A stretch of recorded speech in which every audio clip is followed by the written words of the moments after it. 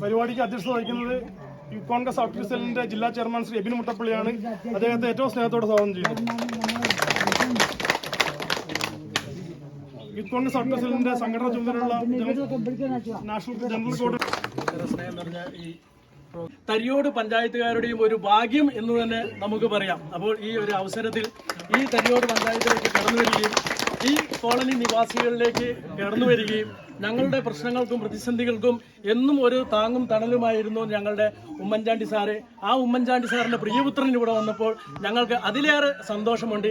ഏറെ സ്നേഹത്തോടു കൂടി തന്നെ നന്ദിയോടുകൂടി തന്നെ ഞങ്ങൾ സ്മരിക്കുകയാണ്. ഔട്ട്റീച്ച് സെൽ എന്ന് പറഞ്ഞിട്ടുണ്ടെങ്കിൽ നമുക്കറിയാം, ഒരുപക്ഷെ നിങ്ങൾക്ക് പലർക്കും അറിയില്ലായിരിക്കും, സാധാരണക്കാരായിട്ടുള്ള ആളുകളിലേക്ക് ഇറങ്ങിച്ചെന്നുകൊണ്ട് സാധാരണക്കാരുടെ പട്ടികജാതി വിഭാഗങ്ങളായിട്ടുള്ള മനുഷ്യരിലേക്ക് ഇറങ്ങിച്ചെന്നുകൊണ്ട് യുവജനങ്ങളിലേക്ക് ഇറങ്ങിച്ചെന്നുകൊണ്ട് അവരുടെ പ്രശ്നങ്ങൾക്ക് പരിഹാരം കണ്ടെത്തുക എന്ന ഒരു ലക്ഷ്യത്തോടു കൂടി തന്നെയാണ് ഈ യൂത്ത് കോൺഗ്രസിന്റെ ഔട്ട്റീച്ച് സെല്ല് സ്ഥലത്തിൽ ആക്കിയിരിക്കുന്നത്. അപ്പോൾ അതിന്റെ ദേശീയ ചെയർമാൻ കൂടിയാണ് നമ്മളുടെ ചാണ്ടി ഉമ്മൻ സാറ്. അപ്പോൾ ചാണ്ടി ഉമ്മൻ സാറ് ഈ ഒരു പ്രോഗ്രാം ഇവിടെ വെച്ച് നടത്തുമ്പോൾ വളരെയേറെ സന്തോഷമുണ്ട്. ഞാൻ സുദീർഘമായിട്ടൊന്നും സംസാരിക്കുന്നില്ല, കാരണം നമുക്കറിയാം ഇന്ന് LDF സർക്കാർ ഇവിടെ വന്നിട്ട് എന്തെല്ലാം കാര്യങ്ങളാണ് ഇവിടെ നടത്തിയിട്ടുള്ളത് എന്ന് നമുക്കറിയാം. നമ്മളുടെ വയനാടിനെ സംബന്ധിച്ചിടത്തോളം UDF കൊണ്ടുവന്നിട്ടുള്ള പദ്ധതികൾ മുഴുവനാണ് ഇവിടെ കോളനികളിൽ വീടുകൾ വെച്ചിട്ടുണ്ടെങ്കിൽ നമ്മുടെ ഉമ്മൻചാണ്ടി സാർ നൽകിയിട്ടുള്ള വീടുകൾ, അതുപോലെ തന്നെ ഇവിടെ സുഗന്ധിരിയിൽ നിന്ന് വരെ ആടുകൾ വന്നിട്ടുണ്ട്. 5 ഏക്കർ ഭൂമി വീതം നമ്മുടെ ഇന്ദിരാഗാന്ധി നൽകിയ പദ്ധതി പ്രകാരം 5 ഏക്കർ ഭൂമി വീതം ആദിവാസി ജനങ്ങൾക്ക് നൽകി അവരെ പാർപ്പിച്ച സമ്പ്രദായം വരെ നമ്മളുടെ വയനാട്ടിലാണുള്ളത്. അത് നമ്മുടെ പൊഴുതന പഞ്ചായത്തിലുള്ളതാണ്. ഞാൻ പൊഴുതന പഞ്ചായത്തിന്റെ മണ്ഡലം പ്രസിഡന്റ് കൂടിയാണ്.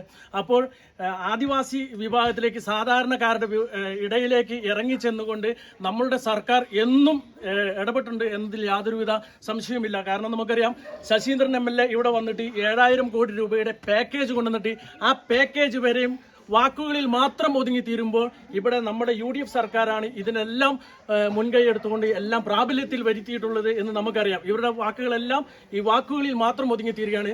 എൻ്റെ വാക്കുകളേക്കാൾ കൂടുതൽ നിങ്ങൾ ശ്രവിക്കുന്നത് നമ്മുടെ ചാണ്ടി ഉമ്മൻ സാറിന്റെ വാക്കുകൾ ശ്രവിക്കാൻ വേണ്ടിയിട്ടാണ്. ഏറെ സ്നേഹത്തോടു കൂടി തന്നെ ഉദ്ഘാടനം ചെയ്യാൻ വേണ്ടിയിട്ട് സാറിനെ ശ്രമിക്കുന്നു.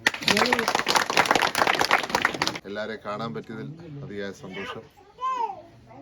ഔട്ട്റീച്ച് സെല്ല് തുടങ്ങിയിരിക്കുന്നത് യൂത്ത് കോൺഗ്രസിലേക്ക് പാർശ്വവൽക്കരിക്കപ്പെട്ട വിഭാഗങ്ങളെ, അതിലെ ചെറുപ്പക്കാരെ ചേർത്ത് പിടിക്കുവാൻ, അവരെ കൂടുതൽ മുഖ്യധാരയിലേക്ക് കൊണ്ടുവരുവാൻ, യൂത്ത് കോൺഗ്രസിന്റെ ഭാഗമാക്കുവാൻ പ്രിയപ്പെട്ട ശ്രീ രാഹുൽ ഗാന്ധിയും അതേപോലെ നമ്മുടെ നേതാവ് ശ്രീ KC വേണുഗോപാലും ഒക്കെ വളരെ സസൂക്ഷ്മം ആസൂത്രണം ചെയ്തിരിക്കുന്ന ഒരു പദ്ധതിയാണ്. അതിൻ്റെ ഭാഗമായിട്ടാണ് നമ്മൾ ഇവിടെ കൂടിയിരിക്കുന്നത്. നിങ്ങളുടെ ഓരോ പ്രശ്നങ്ങളും പഠിക്കുവാൻ ഞങ്ങൾ കടന്നു വന്നിരിക്കുകയാണ്. ഞങ്ങൾ ഈ സൗത്തേൺ സ്റ്റേറ്റ്സ് മൊത്തം ജനുവരി 1 ഞങ്ങൾ കന്യാകുമാരി ആയിരുന്നു. നാളെ വീണ്ടും തമിഴ്നാട് ഒന്നുകൂടെ കയറി വീണ്ടും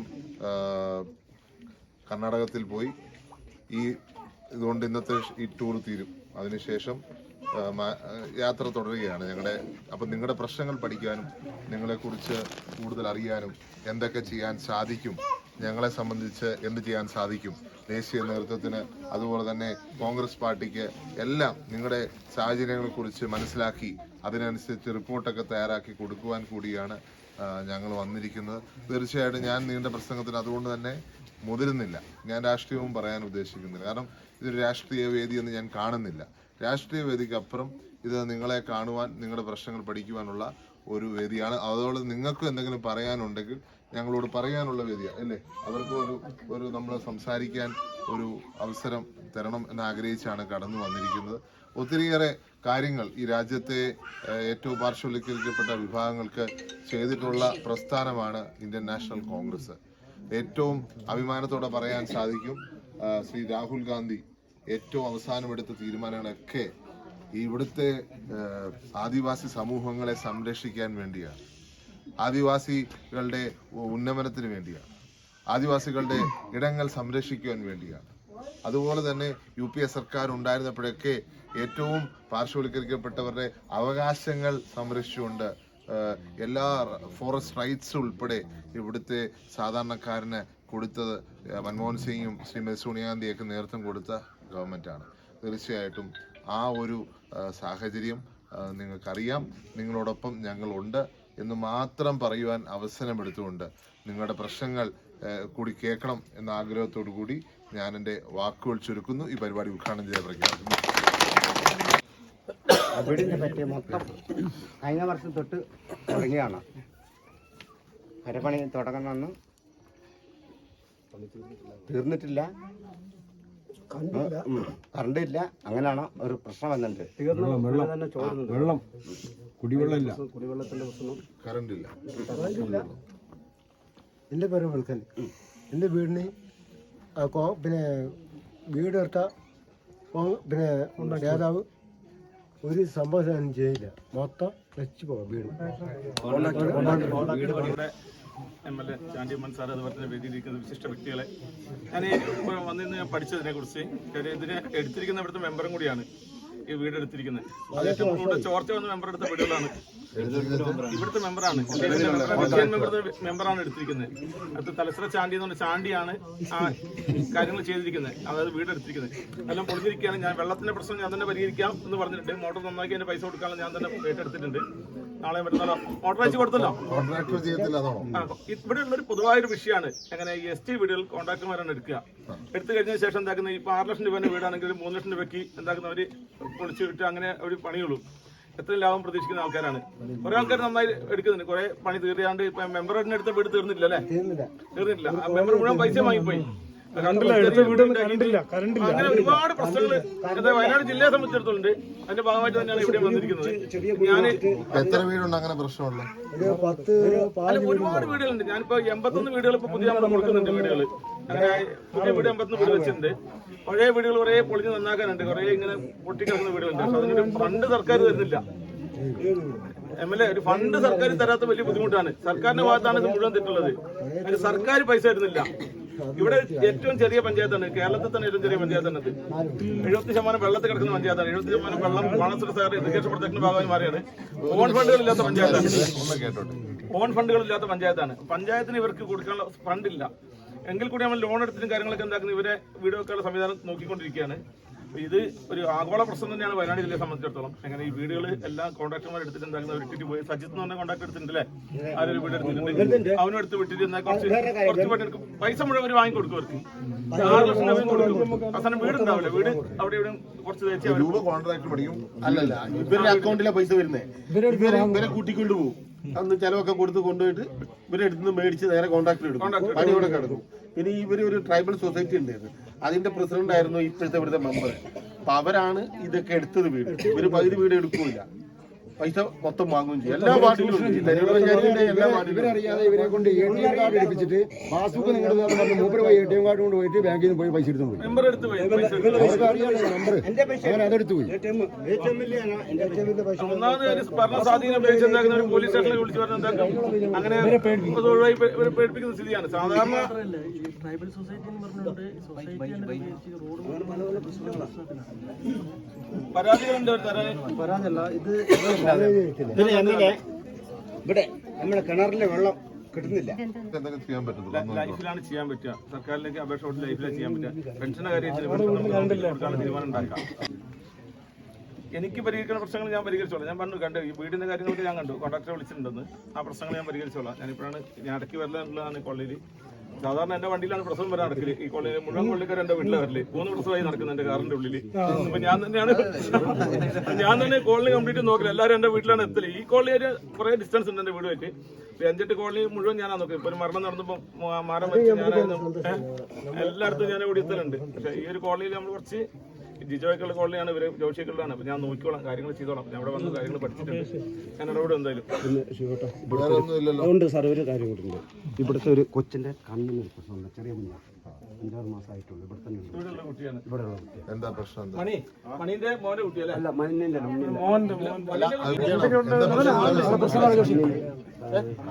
കുട്ടീൻ്റെ അങ്ങനെ എന്തുന്നത് ഇങ്ങനെ അതിന് കണ്ണിന്റെ പ്രശ്നം. അപ്പൊ അതിന് ചികിത്സയാണോ വേണ്ടത്? അതിനെ ഞാൻ ഒരു കത്ത് ഞാൻ കൊടുക്കാം, ചികിത്സക്കുള്ള സംവിധാനം ഉണ്ടാക്കി. ആ ഡീറ്റെയിൽസ് പ്രസിഡന്റ് അടുത്ത് രാജേഷിനെ കൊടുക്കാം. രാജേഷ് എനിക്ക് ഡീറ്റെയിൽസ് തന്നാൽ ഒരു കത്ത് ഞാൻ കൊടുക്കാം ഒരാൾക്ക്. പ്രസിഡന്റ്, ഞാൻ ഇവിടുത്തെ ആശാവർക്കറാണ്. അപ്പോൾ നമ്മൾ വന്നിട്ട് എത്ര പറഞ്ഞാലും ഇവര് ഹോസ്പിറ്റലിൽ പോകാൻ ഒരു ബില്ലിംഗ് ആവുന്നില്ല. അതും കൂടെ ഒന്ന് പറഞ്ഞ് മനസ്സിലാക്കും. അതാണ് കൂടുതൽ അവർക്ക് താല്പര്യം. നമുക്ക് ഒരു കാര്യം പറയാനുള്ളത്, ഈ പറഞ്ഞ വളരെ ആവശ്യമുള്ളൊരു കാര്യമാണ്. ആശുപത്രി പോകേണ്ട സാഹചര്യം ഉണ്ടെങ്കിൽ ആശുപത്രി പോകണം. അത് ചെയ്യാവുന്ന അത്രയും ആശുപത്രി പോയി. അപ്പൊ എന്നാൽ മാത്രമേ പെട്ടെന്നൊരു അസുഖം വരുമ്പോൾ നമുക്ക് അതിനെ മറികടക്കാൻ പറ്റത്തുള്ളൂ. ആശുപത്രി പോകാനുള്ളത് നമ്മൾ പോയേ തീരുള്ളൂ. അത് നിങ്ങൾ തയ്യാറാവണം എന്നുള്ളൊരു അഭ്യർത്ഥനയുണ്ട്. വേറെ ഇല്ലല്ലോ. മറ്റെന്തെങ്കിലും കാര്യങ്ങൾ പറയാനുണ്ടോ? സാറിന് തിരക്കുണ്ടാകൊണ്ടാണ്. ഞാൻ അവിടെയുള്ള കുട്ടികളൊക്കെ രാവിലെ ഞാൻ കൊണ്ടുപോകല്. ഇവിടെ കുറച്ച് കുട്ടികൾ പോകാണ്ട്, അത് ഞാൻ നോക്കാം. നമുക്ക് ആശാവർക്കറും കൂടെ ഇടപെട്ട് പോലീസും കൂടെ വിളിക്കാം. വിളിച്ചിട്ട് എന്തൊക്കെ അങ്ങനെ അങ്ങനെ പോലീസിന് ഇതെന്താ ഇവർക്ക് കുറെ കോളനിയിൽ എന്താ വെച്ചാൽ ഇവര് അച്ഛനും അമ്മയും വിടൂല. ഈ അടക്കം വരക്കാൻ വേണ്ടിയാണ് കുറെ ആൾക്കാർ ഈ കോളനിയിൽ ഉണ്ടോ അറിയില്ല. ഞാൻ പിടിച്ചോണ്ട് പോകുന്ന മാവിന്റെ മുകളിൽ തെങ്ങിന്റെ മുകളിൽ പിടിച്ചോണ്ട് വരില്ലേ, മുട്ടായൊക്കെ വാങ്ങി കൊടുത്തിട്ട് അങ്ങനെ ബുദ്ധിമുട്ടാണ് സ്കൂളിൽ പോകാൻ രാവിലെ. നമ്മൾ കുറെ ആൾക്കാർ പോലീസിൽ ഇത് കിട്ടി, നമുക്ക് ഇൻവെസ്റ്റ് ചെയ്ത് കിട്ടി, പുറത്ത് കിട്ടിയിട്ടുണ്ട്. ഞാൻ എന്റെ കാർഡ് തന്നെ കൊണ്ടുപോകില്ല രാവിലെ. നിങ്ങൾക്ക് അറിയാം, ഞാൻ സ്ഥിരമായിട്ട് കൊണ്ടുപോകുന്നത് അങ്ങനെയാണ്.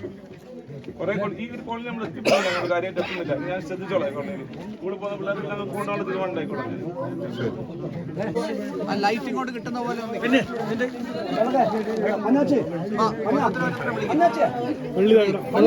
ലിസ്റ്റ് ഒന്ന് വിളിക്കും.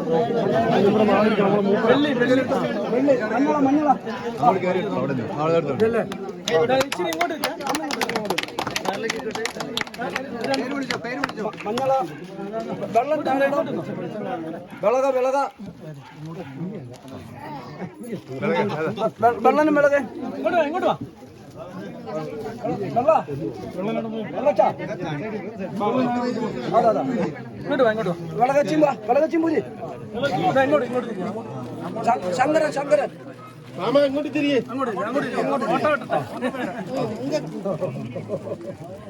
ഫോട്ടോ കിട്ടട്ടെ മാമ. ശങ്കരൻ താഴെയാണോ? തങ്കമ്മ പാലിച്ച് പാലിച്ച്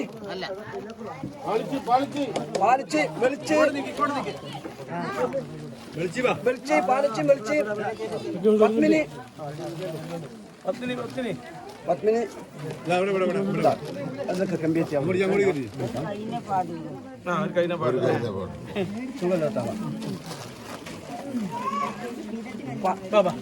പാലച്ചിന്റെ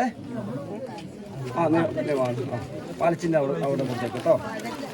അല്ല അത് അവിടെ തന്നെയാ. പത്മിനി കൊടുത്തില്ല. ഇനി കെമ്പി കെമ്പി പാലൻ കെമ്പി ചെല്ലേ കൊച്ചിനെ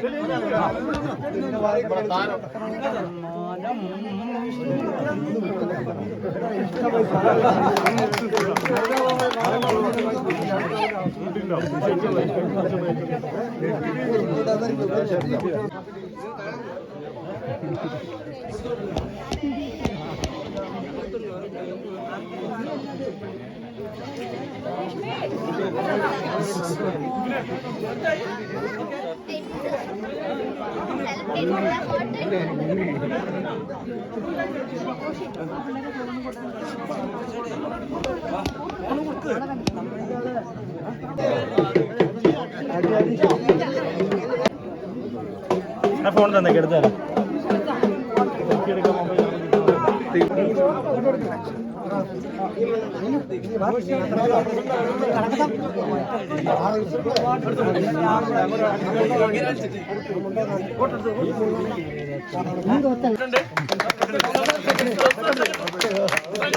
വേറെ സ്നേഹത്തോട് കൂടി തന്നെ ഹാരാർപ്പണം ചെയ്യുന്നതിനായിട്ട് ജിജോയെ ക്ഷണിക്കുകയാണ്.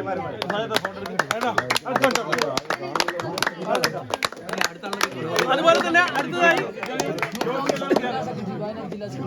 അവിടെ